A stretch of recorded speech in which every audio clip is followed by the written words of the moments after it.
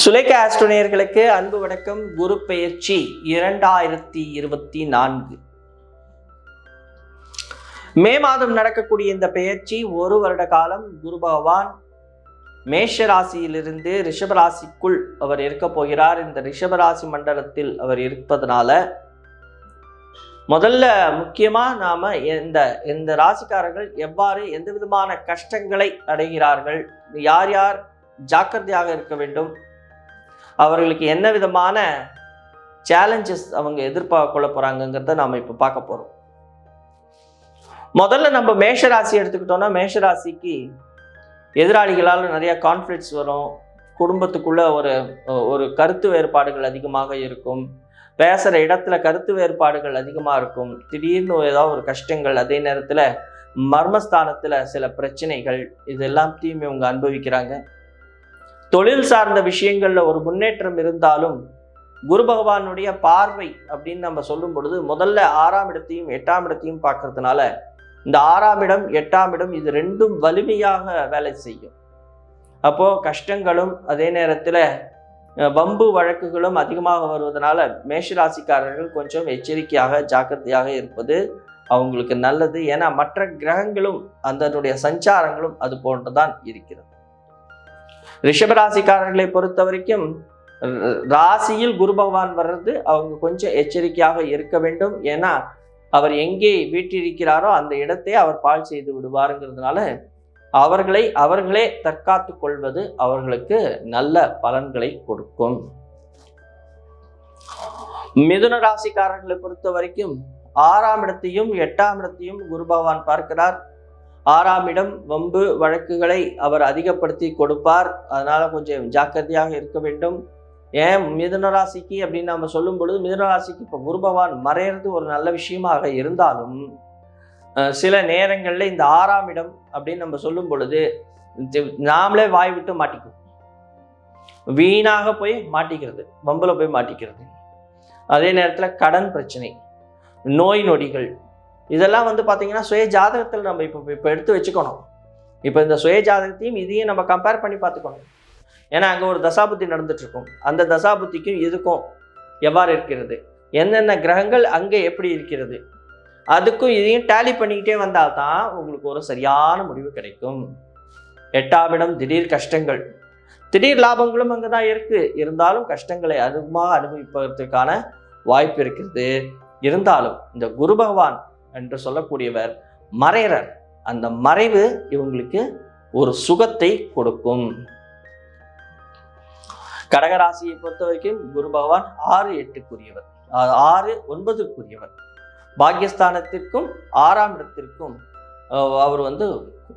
அவர் owner. அப்போ அவர் என்ன செய்ய போறார் அப்படின்னு சொன்னா, இவங்களுக்கு நல்ல கம்யூனிகேஷனை கொடுக்குறார் அப்படின்னு நம்ம சொன்னாலும் வண்டி வாகனங்கள் ஓட்டும் பொழுது கொஞ்சம் கவனமாக ஓட்ட வேண்டும். சில நேரங்களில் நம்ம எச்சரிக்கையாக இருப்பது நம்மளுக்கு நல்ல விஷயம். அதே நேரத்தில் எதிராளிகள் சொல்வதை கேட்காமல் இருக்கக்கூடாது. எதிராளிகள் யார் சொன்னாலும், அதாவது ஹஸ்பண்டோ ஒய்ஃபோ இல்லை உங்கள் ஃப்ரெண்ட்ஸோ சொல்கிற விஷயத்த நீங்கள் கேட்டால் உங்களுக்கு நல்லது. சிம்மராசியை பொறுத்த வரைக்கும் ஒரு சிறப்பு இருந்தாலும் 6ஆம் இடத்தை அவர் பார்வையிடுறதுனால நாம் ஒரு காரியத்தை செய்யும் பொழுது, பண விஷயமாக இருந்தாலும் சரி, வீடு வாகனங்கள் வாங்கக்கூடிய விஷயங்களாக இருந்தாலும் சரி, சரியான முறையில் அந்த டாக்குமெண்ட்ஸை படித்து பார்த்துட்டு எல்லாம் கரெக்டாக இருந்தால் அதில் சைன் பண்ணுறது உங்களுக்கு சிறப்பு. ஏன்னா நீங்கள் ஒரு இஎம்ஐயில் வாங்குவீங்க, இல்லை ஒரு பணம் கொடுத்தே நீங்கள் ஃப்ரெஷ்ஷாக இது வாங்கும் பொழுது அதில் ஏதாவது நம்மளுக்கு தெரியாத பிரச்சனைகள் மாட்டிக்கிறதுக்கான வாய்ப்பு இருக்கிறது. வம்பு வழக்குகள் அதன் மூலமாக வருவதற்கான வாய்ப்பு இருக்கிறதுனால கொஞ்சம் பார்த்து கவனமாக எச்சரிக்கையாக பேசணும். அது சிறப்பை கொடுக்கும். அதே நேரத்தில் அவர் 10ஆம் இடத்தை பார்க்கறதுனால தொழில் சார்ந்த விஷயங்களை சைலண்டாக இருக்கிறது இந்த காலகட்டங்களுக்கு உங்களுக்கு நல்லது. கன்னி ராசி நேயர்களை பொறுத்த வரைக்கும் புத்தி கூர்மை அதிகமாகும் பொழுது நிதானம் தேவை. அப்பா இல்லாட்டி அப்பா வழி சொந்தங்கள் சொல்கிற பேச்சையும் கொஞ்சம் கேட்கணும். பெரியவங்க சொல்றத கொஞ்சம் கேட்டால் இன்னும் நல்ல வெற்றிகள் கிடைக்கும். பெரியவர்களுடைய உடல் ஆரோக்கிய விஷயத்துல கவனம் வச்சுக்கணும், அது ரொம்ப முக்கியம். துளாராசி நேயர்களை பொறுத்த வரைக்கும் குரு பகவான் 12ஆம் இடத்தை பார்க்கறதுனால விரயங்கள் செய்யும் பொழுது, ஒரு செலவுகள் செய்யும் பொழுது யோசித்து செயல்படுவது உங்களுக்கு வெற்றியை கொடுக்கும். விருச்சிக ராசி நேயர்களை பொறுத்த வரைக்கும் கொஞ்சம் ஜாக்கிரதையாக கணவன் அல்லது மனைவி இடத்துல கொஞ்சம் பேசும் பொழுதோ அல்லது அவர்களிடத்தில் உங்களுடைய பழக்கங்கள், ஒரு நண்பர்கள் வட்டத்தில் உங்களுடைய பழக்கங்கள், இதெல்லாம் கொஞ்சம் எச்சரிக்கையாக இருக்கணும். அவங்களுடைய உடல் ஆரோக்கிய விஷயத்தில் கொஞ்சம் நீங்கள் கவனம் வச்சுக்கிறது இந்த காலகட்டத்திற்கு நல்லது. தனுசு ராசிக்காரர்களை பொறுத்த வரைக்கும் ஒரு மிக முக்கியமாக விரயம் ஏற்படுவதற்கான வாய்ப்பு இருக்கிறதுனால உங்களுடைய சுய ஜாதகத்தை செக் பண்ணிக்கோங்க. இந்த விரயம் மூலமாக சுப விரயமாக மாற்ற முடியுமா என்றால் அது உங்களுடைய சுய ஜாதகத்தில் தெரிஞ்சிடும். அதனால் சுய ஜாதகத்தை ஒரு முறை நன்றாக பரிசோதித்து கொண்டு பிறகு நீங்கள் செயல்படுவது உங்களுக்கு சிறப்பை கொடுக்கும். மகர ராசி நேயர்களை பொறுத்த வரைக்கும் புத்தி கூர்மை எல்லாம் நல்லா இருக்கு.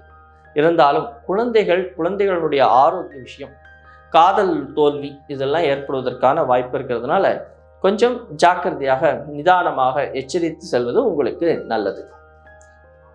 கும்பராசி நேயர்களை பொறுத்த வரைக்கும் மிக கண்டிப்பாக வீண் விரயங்கள்ல ஜாக்கிரதையா இருக்கணும். ஒரு செயல்பாட்டில் செய்யும் பொழுது அது லாபம் நஷ்டம்னு பார்க்காம இப்போதைக்கு அடுத்தவங்க சொல்ற பேச்சை கேட்டு நீங்கள் நடந்தா உங்களுக்கு சிறப்பை சேர்க்கும். அதுவும் வீட்டில் முக்கியமாக உங்களுடைய தகப்பனார் சொல்ற பேச்சை கேட்டு நீங்கள் நடந்தா உங்களுக்கு சிறப்பை கொடுக்கும். தொழில் இன்வெஸ்ட்மெண்ட்டு இது மாதிரிலாம் பண்ணும்பொழுது அடுத்தவங்க கிட்டக்க கொஞ்சம் ஐடியா கேட்டுட்டு அடுத்தவங்கக்கிட்ட ஒரு விஷயத்தை கேட்டு செய்யறது உங்களுக்கு நன்மையை கொடுக்கும். மீனராசி நேயர்களை உங்களை பொறுத்தவரையில் இப்போ குரு பகவான் நன்றாக இருக்கிறார் அப்படின்னால உங்களுடைய கம்யூனிகேஷன்ல கொஞ்சம் ஜாக்கிரதையாக இருங்கள். கம்யூனிகேஷன் அவ்வளோ ஒரு நல்ல ஒரு விஷயத்துல நீங்க ஒரு லாபத்தை அடையும் பொழுதோ அல்லது கணவன் மனைவியுடைய இந்த கருத்து வேறுபாடுகள் நீங்கி நன்றாக வரும் பொழுதோ கம்யூனிகேஷன் விஷயத்துல கொஞ்சம் எச்சரிக்கையாக இருக்க வேண்டும். ஏன்னா குரு பகவான் வக்கரகதி ஆவார் இந்த ஒரு வருஷத்துல. அந்த வக்கரகதி ஆகும் பொழுது, அதாவது புரட்டாசி, ஐப்பசி, கார்த்திகை, மார்கழி இந்த மாத காலகட்டத்தில் அவர் குரு பகவான் வக்கரமாகும் பொழுது உங்களுக்கு அதுக்கான பிரச்சனைகள் வந்துவிடும். அதனால கொஞ்சம் ஜாக்கிரதையாக இருங்கள். மொத்தம் இந்த 12 ராசிக்காரர்களுக்கும் குரு பகவான் இருக்கிற இடமும் அவர் பார்க்கின்ற இடமும் எவ்வாறு வேலை செய்கிறது என்பதை பற்றி பார்த்தோம். இருந்தாலும் உங்களுடைய சுய ஜாதகம் தான் ரொம்ப ரொம்ப ரொம்ப ரொம்ப முக்கியம். அதனால சுய ஜாதகத்தை பாருங்கள்.